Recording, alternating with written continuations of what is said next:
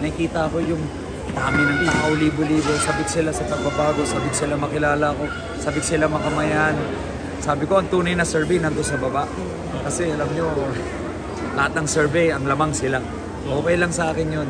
Ang importante sa akin, pagdating ng nakatakdang araw ng pagpili, makita na nila yung talagang malinis na intensyon natin, yung malinis na hangarin natin para sa pagbabago ng Maynila.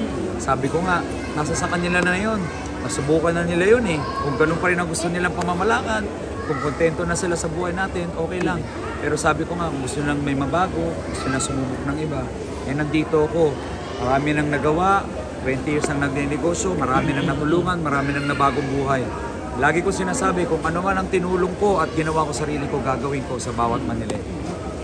Valentine's. Malapit na Valentine's. Ay, malapit na ba? Dito lang ba kayo? Hindi ko na namalayan yung Valentine's.